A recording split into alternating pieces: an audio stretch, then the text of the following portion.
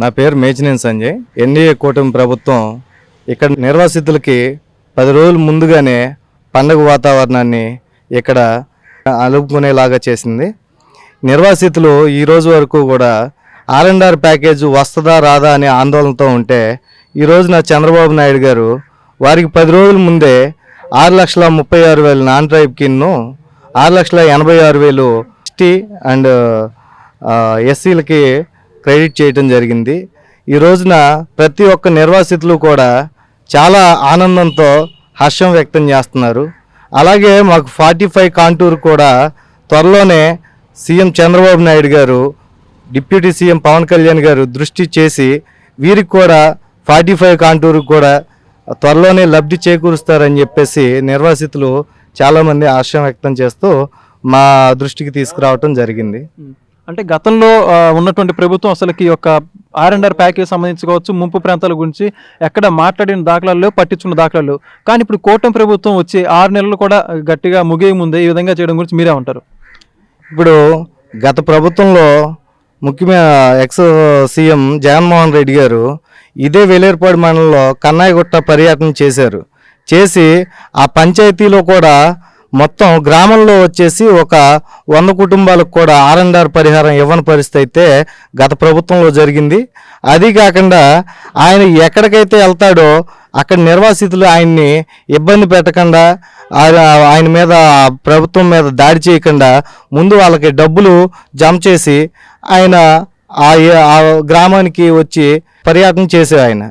అయితే గత ప్రభుత్వానికి ఇప్పుడు కూటమి ప్రభుత్వానికి సీఎం చంద్రబాబు నాయుడు గారి నాయకత్వానికి పవన్ కళ్యాణ్ గారి నాయకత్వానికి అటు పైన కేంద్రంలో నరేంద్ర మోడీ గారు మాకు ఈ ప్రభుత్వానికి ఇక్కడ నిర్వాసితులకి పెద్ద అందరికీ కూడా మంచి జరగాలని చెప్పేసి మమ్మల్ని అందరినీ కూడా దూరదృష్టితో ఇక్కడ నిర్వాసితులు ప్రతి సంవత్సరం కూడా గోదావరికి ఇబ్బంది పడుతున్నారని ఈ రోజున ఏదైతే గోదావరి పరివాహక ప్రాంతంలో ఉన్న గ్రామాలు ఏవైతే ఉన్నాయో ఆ గ్రామాలందరికీ కూడా ఆ కుటుంబాలందరికీ కూడా ఈ రోజున నిర్వాసితులకి R&R పరిహారంను ఇంటికి సంబంధించి స్ట్రక్చర్ వాల్యూను కూడా ఈ రోజున వారికి వాళ్ళ ఖాతాలో జమ చేయడం జరిగింది. ఓకే, మొత్తానికి ఈ విధంగా చేసినటువంటి కూటమి ప్రభుత్వానికి మీ తరపున ఏం చెప్పాలనుకుంటున్నారు? కూటమి ప్రభుత్వం ఇలాగే ఈ ప్రాజెక్ట్ని ఒక యుద్ధ ప్రాతిపదికన పూర్తి చేసి ఇక్కడ నిర్వాసితులందరికీ కూడా న్యాయం చేసి ఇక్కడ ఏదైతే నిరుద్యోగులు ఎవరైతే ఇంకా 2017 కట్ ఆఫ్ డేటు కొంచెం పొడిగించి ఇక్కడ ఉన్న మిగతా యువతకు కూడా వారు న్యాయం చేయాలని చెప్పేసి కోరుకుంటూ కూటమి ప్రభుత్వానికి మా జనసేన పార్టీ తరఫున ఇక్కడ మండల ప్రజల తరఫున నిర్వాసితుల తరఫున మేము ధన్యవాదాలు తెలియజేసుకుంటున్నాం. పెద్ద మీ పేరు చెప్పండి. నా పేరు దేవిరెడ్డి సుధాకర్. మీది ఏ మండలం అండి? ఇక్కడ మాది వేలేరుపాడు మండలం. మా గ్రామం వచ్చేసి పూచిరాల కాలనీ. ఓకే, అయితే పోలవరం ముంపు ప్రాంతాలకు సంబంధించి మీది కూడా ఒక ప్రధానమైన మండలంగా చెప్పుకోవచ్చు. మొత్తంగా మీ మండలానికి కూడా ఈ యొక్క R&R ప్యాకేజ్ నిధులు చాలా ఎక్కువ మొత్తంలో రిలీజ్ చేయడం జరిగింది. దీని గురించి మీరే ఉంటారు? పోలవరం ముప్పు ప్రాంతం మాది. గతంలో కూడా ఎప్పటి నుంచో 2007 నుంచి ఈ సర్వే జరిగింది. కానీ 2017-18లో చంద్రబాబు నాయుడు గారు కొంతమందికి అమౌంట్ వేశారు. ఒక 1000 మంది లోపు వేశారు. మిగతాది ఈ తర్వాత ప్రభుత్వం వైసీపీ ప్రభుత్వం వచ్చింది. ఈ వైసీపీ ప్రభుత్వం వచ్చాక వైసీపీ ప్రభుత్వంలో కుకునూరు పక్క మండలం కుకునూరు గ్రామంలో మారుమూల గ్రామం ఒక 70 విలేజెస్ ఏమి ఉంటాయి. అక్కడికి వెళితే అక్కడ వరకే పడ్డాయి. మిగతా ఏ గ్రామాలకు కూడా ఎక్కడా కూడా రూపాయి పడలేదు పోలవరం డబ్బులు అనేది. జనాల్లో ఎలా అపోహలు ఉన్నాయంటే సీఎం గారు ఎక్కడికి వెళితే అక్కడే అమౌంట్ వేస్తున్నారు, మిగతా గ్రామాల్లో మిగతా ప్రజలకు ఎక్కడా రూపాయి వేయట్లేదు. అంటే సీఎం గారు వస్తేనే అమౌంట్ పడతాయి, లేకపోతే పడవు అన్న అపోహలో ఉన్నారు. కానీ ఈ ప్రభుత్వం మారిన తర్వాత కూటమి ప్రభుత్వం వచ్చాక వచ్చిన 6 నెలల్లో అనూహ్యంగా ఎవరు ఊహించిన విధంగా 3వ తారీఖు నుంచి 3వ తారీఖు ఉదయం ఒకరికే అమౌంట్ పడ్డాయి. దాన్ని చూసి అక్కడ పడ్డాయి మాకు పడతాయా లేదా అని అనుకున్నారు. కానీ గతంలో ఏమనుకున్నారంటే 2026 వరకు అమౌంట్ పడవు అన్న అపోహని తీసుకొచ్చారు ప్రజల్లో గత వైసీపీ ప్రభుత్వం. కానీ వీళ్ళందరికీ అనుగుణంగా తెల్లారేపాటికి 3వ తారీఖు నుంచి తెల్లారేపాటికి ప్రతి ఒక్కరి అకౌంట్లో కూడా అమౌంట్ పడేటప్పటికి అందరూ ఆశ్చర్యపోయారు. ఏంటి ఈ డబ్బులు ఎలా పడిపోయినాయి, 26 వరకు పడవన్నారు కదా, కానీ అనుకోకుండా ఇప్పుడు పడ్డాయి, ఇది చాలా సంతోషంగా ఉంది అని అనుకున్నారు. ఈ పోయిన సంవత్సరం గోదావరిలో వచ్చినప్పుడు మా చిర్రి బాలరాజు గారు ఎమ్మెల్యే గారు రుద్రంకోట గ్రామానికి వచ్చి, మీరు ఎవరు కంగారు పడొద్దు, మీకు అందరికీ అమౌంట్ R&R ప్యాకేజీ మరియు ఇళ్ల ప్యాకేజీ వచ్చే సంవత్సరం అంటే ఈ సంవత్సరం 2025 లాస్ట్ నాటికి మీ అందరికి ఇచ్చి మిమ్మల్ని ఇక్కడి నుంచి తరలిస్తాము అని చెప్పారు. అన్న మాట నిలబెట్టుకొని మా ఎమ్మెల్యే గారు ఈ నెల అంటే 6 నెలల లోపే ఈ ప్రతి ఒక్కరికి ఈ R&R ప్యాకేజీ వేసి ఆ స్ట్రక్చర్ వాల్యూ కూడా కొట్టేసి వాళ్ళు అన్న మాట నిలబెట్టుకున్నారు ఈ రోజున. అందుకని ఎమ్మెల్యే బాలరాజు గారికి నా తరపు నుంచి మా ప్రజల తరపు నుంచి ధన్యవాదాలు తెలియజేసుకుంటున్నాము. మరి చంద్రబాబు గారికి ఏం చెప్తారు? పవన్ కళ్యాణ్ గారికి అదేవిధంగా ఈ కూటమి తరపు నుంచి కూడా చంద్రబాబు నాయుడు గారికి మరియు పవన్ కళ్యాణ్ గారికి అదేవిధంగా నరేంద్ర మోడీ గారికి వారందరికీ కూడా మా వెలేర్పాడు మండల ప్రజల నుంచి ధన్యవాదాలు తెలియజేసుకుంటున్నాం.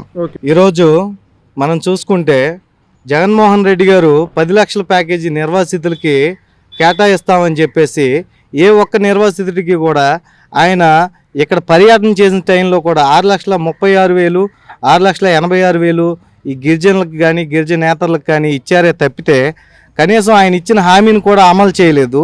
కానీ ఈ రోజుకి కూడా చంద్రబాబు నాయుడు గారు కూటమి ప్రభుత్వం అన్నమాట మీద 6,36,000 నిర్వాసితులకి జమ చేసి ఈ రోజున కూటమి ప్రభుత్వం యొక్క ఔన్నత్యాన్ని చాటుకొని ఈ రోజున నిర్వాసితుల కళ్ళల్లో సంతోషాన్ని వెలుగుల్ని నింపారు. పోలవరం ముంపు ప్రాంతాల్లో ప్రధాన మండలమైన వేలేరుపాడు ఈరోజు ఎక్కడ చూసినా కూడా పండగ వాతావరణం నెలకొండి ఉంది. అయితే ఈ పండగ వాతావరణం ఎందుకు నెలకొంది, ఈ యొక్క ఆనంద ఇవన్నీ కూడా ఎందుకు వినిపిస్తున్నాయి, దీని గురించి పూర్తిగా తెలుసుకునేందుకు నేరుగా వేలేరుపాడ గ్రామస్తులే మనతో ఉన్నారు. వారిని అడిగి తెలుసుకునే ప్రయత్నం చేద్దాం. సార్ చెప్పండి, మీ పేరు? నా పేరు బాబ్జీ అండి. మీ ఊర్లో ఎక్కడ చూసినా కూడా ఈరోజు పండగ వాతావరణం కనిపిస్తుంది, ఏంటంటే కారణం ఏంటంటారు? సంక్రాంతి పండుగ ముందే వచ్చిందంటారా? ముందే వచ్చేసింది. చంద్రబాబు గారి నాయకత్వం ఈ కూటమి ప్రభుత్వం రావడంతో ప్రతి పల్లెలో వెలుగుంది. ప్రతి గ్రామంలో ప్రతి కుటుంబంలో ఆనందమయంగా ఉంది. గత 2019 వైసీపీ ప్రభుత్వం ఉన్నప్పుడు మాజీ ముఖ్యమంత్రి జగన్మోహన్ రెడ్డి ఇదిగో కొడతాం అదిగో కొడతాం నవంబర్ డిసెంబర్ అని ఎన్నో బోటపు మాటలతో ఈ ముంపు ప్రాంత వాసుల్ని అనేక ఇబ్బందులు గురి చేశారు. ఉదాహరణకి రుద్రంకోట గ్రామం పక్కనే గోదావరి ఉంది. ఆ గోదావరి ఎప్పుడు వచ్చినా దాని ఎఫెక్ట్ రేపగ్గం రుద్రంకోట ఈ ముంపు ప్రాంతాలు డౌన్ కోయిదా కట్టుకో అనేక గ్రామాలు ముంపు ప్రాంతాలు జలమయమైపోతున్నాయి. వీడికి సడన్ గా వస్తే వీళ్ళని సురక్షిత ప్రాంతాలకు తరలించాలంటే ఆ యొక్క బోట్లు కానీ ఇంకా వాహనాలు కానీ సమకూర్చాలంటే ఎప్పుడంటే బిఫోర్ సమకూర్చాలి. అలా కాదు, నైట్కి నైట్ గ్రామ వార్డు సచివాలయం ద్వారా మీరు వెళ్ళిపోవాలి వరదలు వచ్చేస్తున్నాయి అంటే ఎలా వెళ్తారు చెప్పండి, ఒక అండర్స్టాండింగ్ లేకుండా. కానీ ఈ కూటమి ప్రభుత్వం వచ్చిన తర్వాత చక్కగా నీటుగా ఎటువంటి ప్రమాదం వచ్చినా ముందే అధికారులతో ఇంటింటికి వచ్చి వారి ఇబ్బందులను చూసి చాలా చక్కగా పరిపాలన సాగుతుంది. అదే విధంగా ఇప్పుడు పోలవరం ముంపు ప్రాంత వాసులందరికీ డబ్బులు పడ్డాయి. మీకు కూడా పడ్డాయా? నాకు 6,36,000 పడ్డాయండి. అంటే 6,36,000. అవును, గిరిజనులకి అయితే 6,86,000 వేశారు. చాలా బాగుంది. హౌస్ టచ్ కూడా పడింది. ముందే మీకు ఎవరైనా చెప్పారు డబ్బులు పడుతున్నాయని చెప్పి? అసలు సడన్ గా ఊహించలేదు. కూటమి ప్రభుత్వంలో 2026 లోపు పోలవరం నిర్వాసన ప్యాకేజీ జమ చేస్తామని చెప్పారు. కానీ 2026 అంటే అప్పుడు కొడతాం అనుకున్నాం. కానీ సంక్రాంతి పండుగ ముందే డబ్బులు కొట్టారంటే అసలు నిజంగా ఆశ్చర్యానికి గురయ్యాం, చాలా సంతోషంగా గురయ్యాం, హ్యాపీనెస్ గా గురయ్యాం. అసలు మధురానుభూతి చెప్పలేక మాటలు వర్ణాతీరం. చంద్రబాబు గారి గురించి ఏం చెప్తారు ఈ సందర్భంలో?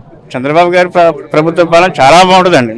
ఎందుకంటే మంచి సీనియర్ నాయకులు, మేధావులు, అనుభవజ్ఞులు, బాగా ముఖ్యమంత్రి పదవిలో ఆరితేరిన వారు, ప్రజల కష్టాల గురించి తెలుసు. ప్రజల కష్టం అంటే ఏమిటో వారికి బాగా తెలుసు. అలాగే కూటమి ప్రభుత్వం వల్ల మోదీ గారిని మెప్పించి మన ఆంధ్రప్రదేశ్ రాష్ట్రానికి ఏమేమి కావాలో, అనేక మౌలిక వస్తువులు ఏమేమి కావాలో ప్రధానమంత్రి మోడీ గారు మెప్పించి వారి దగ్గర ఆర్థికంగా రాష్ట్రానికి ఏం కావాలో తెప్పించి ఇలా నిర్వాసులందరికీ డబ్బులు కొట్టడం చేశారు. దీనికి పవన్ కళ్యాణ్ గారు కూడా మంచిగా అందించారు. థ్యాంక్ యూ, ధన్యవాదాలు.